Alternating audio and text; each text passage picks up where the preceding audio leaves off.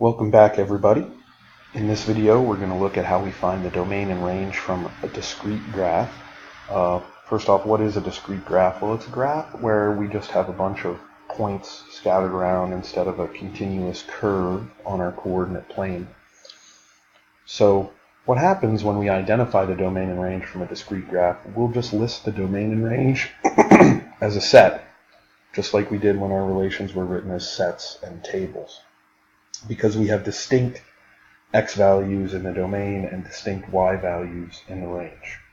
Let's take a look at a few graphs and see how this works. First, we're going to look at the graph from A.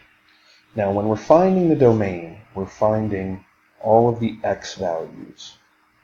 And so what I'm going to do is I'm just going to move across this graph from left to right, identifying all of the x values of the points along the way. Now, the first point I see as I move from left to right is this point right here. It has an x coordinate of -3. So that's going to be the first value in my domain. And I'm just going to abbreviate domain with a capital D now. So we'll put -3 in the domain there. Then the next point, as I move from left to right, that's on this graph, is this point right here. That's at x equals -1. So that'll be in my domain. Continuing along from left to right, the next point I encounter is this one. That's got an x value of 1, so I'll put 1 in my domain. Continuing to move left to right, the next point I encounter is this one. And that's got an x value, a coordinate of 2, so that's going to go in my domain.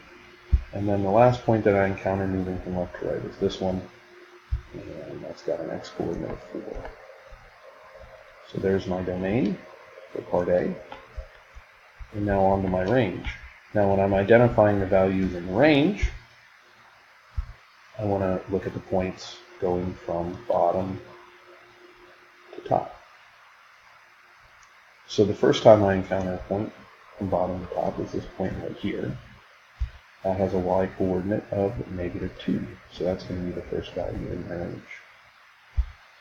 Then I encounter two points that have the same y coordinate right here. I only need to write that y coordinate once in my range. It's a y coordinate of -1. And then I keep moving up the graph. The next point I encounter is this one. That's got a y coordinate of 1. So 1 will appear in my range. And then continuing to move up, the next point I encounter right here is 4. So I've got a y coordinate of 4 in my range. And there are my domain and range in part A. Now we'll do the same thing in part B. We'll start by identifying the domain. So we're going to move across the graph from left to right, identifying the x coordinates of these points. First point occurs where x is -3. The next group of points now, these 2 points right here, have an x coordinate of -2. The next point has an x coordinate of -1. The next point has an x coordinate of 0. The next point has an x coordinate of 1. The next point has an x coordinate of 2. And the last point, as I move from left to right, has an x coordinate of 4. So those are all the values in our domain in that graph. Now the range, will be the same thing, except I'm going to be looking at the points as I go bottom to top. So the first point I encounter is this one right here. It has a y coordinate of -3. The next point I encounter, this one right here, has a y coordinate of -2. Next, I encounter 2 points at a time right here at the same y value. That y value is -1, so I'm going to put -1 into my range. Then I hit these 2 points at the same level. They have y coordinates of 1, so 1 is going to go in my range. And finally, I hit these 2 points at the same time. They both have y coordinates of 3, So 3 is going to go into my range. And there's the domain and the range for this graph.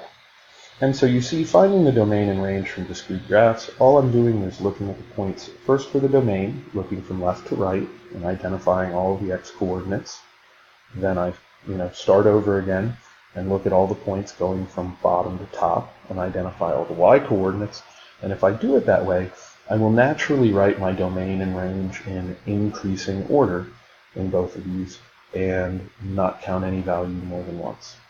Alright, that's the end of this video, and I'll see you next time when we talk about domain and range from continuous graphs.